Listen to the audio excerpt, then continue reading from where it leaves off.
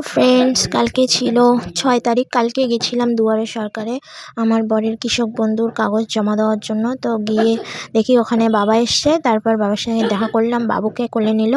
আর কাগজ জমা দেওয়া হলো না, কারণ যার কাগজ জমা দেবো তাকেই সামনে লাগবে, তাছাড়া কাগজ জমা নেবে না, এর জন্য হলো না। তারপর দেখো এদিকে চলে গেছি সেলাই করার জন্য। হুপ শেষ হয়ে গেছে, হুপ নিতে গেছি, হুপ আনেনি, হুপও নেওয়া হলো না, আজকে নাকি নিয়ে আসবে। আর এদিকে রাজেশের দোকানে গিয়ে দেখো 2টা বিস্কিটের প্যাকেট, বাবুর জন্য আম নিয়ে নিলাম। তারপর চলে গেছিলাম মিষ্টির দোকানে।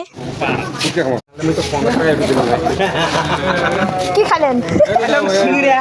আমরা না কি খাই? তোমায় কি অন্ধকার দেখা দিচ্ছি কেন?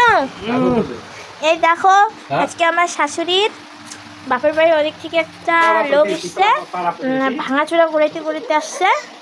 মা খাইতে দিছে চেনা জানা, আগে নাকি ভালো ছিল, এখন মাথা বেরেন শর্ট হয়ে গেছে।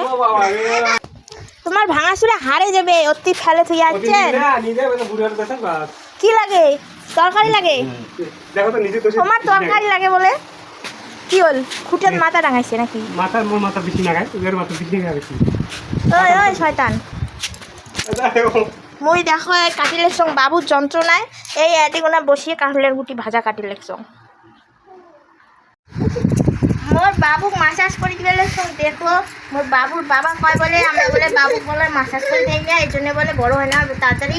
11 মাসে ছাওয়া বলে মানুষের বলে কত বড় হচ্ছে এর বাবার কথা। মাসাজ করি মাসাজ করি মাসাজ করি, দেখো আরাম লাগে। ও খুব খরচা, দেখো আরাম লাগে। মা আরাম বোঝেই না, ও বোঝো না আরাম খুব হয়েছে। এই দেখো আমি সকালবেলা ছেলেকে কি খাওয়াই। এটা হচ্ছে কেনা দুধ, ল্যাকটোজেন 2, কারণ বাবু তো এখন 11 মাস চলছে, 6 মাস হওয়ার পর 2টা খাওয়ানো লাগে, 1 বছর পর 3। দুধ নিলাম যেটা, বিস্কিট 4টা, আর এগুলো হচ্ছে মুড়ি। এখন সকাল বাজে 8টা, বাবা যেহেতু কাজে যাবে এর জন্য সকাল সকাল রান্না করা হচ্ছে। মানে ভাত, আলু সিদ্ধ, পেঁপে সিদ্ধ বসিয়ে দিয়েছি, এখন এটা রেডি হচ্ছে, বাবুকে খাওয়াবো। বাবুকে এখন খাওয়াবো। সবাই এখানে বসো।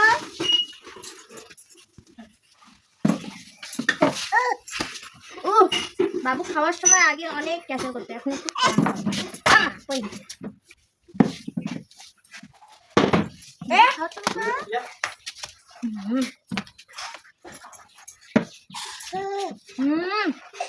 বাবা ওই দেখো ওখানে ক্যামেরা চলছে, হাই বলে দাও তো। হাই, আমি এখন সকালে ব্রেকফাস্ট করছি। আমাদের কি আমার মতো ছোট বেবিদের এখন ব্রেকফাস্ট হয়নি? বলো, আমার মতো ছোট বেবিদের আর কার কার ব্রেকফাস্ট হয়ে গেছে? তো বন্ধুরা দেখো সকালবেলা এখন ছেলেকে খাওয়ানো শেষ। আজকে সকালে রান্না হবে, প্রথমে কাঁঠালের গুটি কেটেছিলাম, তো মা বলছে না করলে ভাজা করতে হবে। আর ভাত এদিকে হয়ে গেছে, আর এদিকে করলে ভাজা কাটবো। আর তোমাদেরকে একটা জিনিস দেখাবো আজকে, কাঁচা কলা কীরকম করে কাটলে জলটা পরিষ্কারই থাকে আর কষা কষা লাগে না। তো প্রথমে এটা কলাটা কেটে নেবো, তারপর তোমাদেরকে দেখাচ্ছি।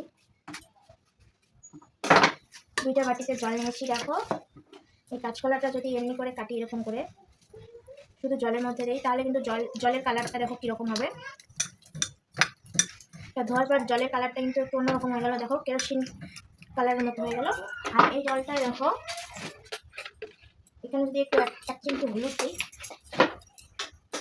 তারপর যদি এই কলাটা কাটি, তাহলে কিন্তু জলটা আর ওরকম কেরোসিন কালার হবে না, আর কাঁচকলাটাও কষ্ট কষ্ট লাগবে না। দেখো এই জলটা দেখো আর এই জলটা দেখো, তো নিশ্চয়ই তোমাদের বোঝাতে পেরেছি। এরকম করে যদি কেউ কাঁচাকলা কাটো, তাহলে 1 চিমটি হলুদ দিয়ে কাটতে পারো। আমি এখন এখানে একখানি করে নেবো, কারণ এখন কাঁচাকলা রান্না করবো না, তোমাদের দেখানোর জন্য এটা করেছি। এদিকে গ্যাসটা ধরিয়ে নেবো, লাইটটা একটু খারাপ হয়ে গেছে। আর কলাটা কেটে নেবো, কলা ভাজা করবো।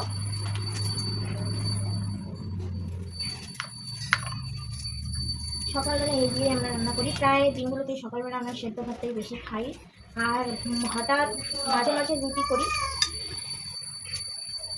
আমাদের গ্রামের বাড়ি, আমরা বাঙালিরা ভাতটাই বেশি পছন্দ করি। ভাত তো এদিকে হয়ে গেছে, খাওয়াতে খাওয়াতে মা ওদিকে পুজো করতে গেছে, হাতের জালটা কমে দিয়ে গেছে।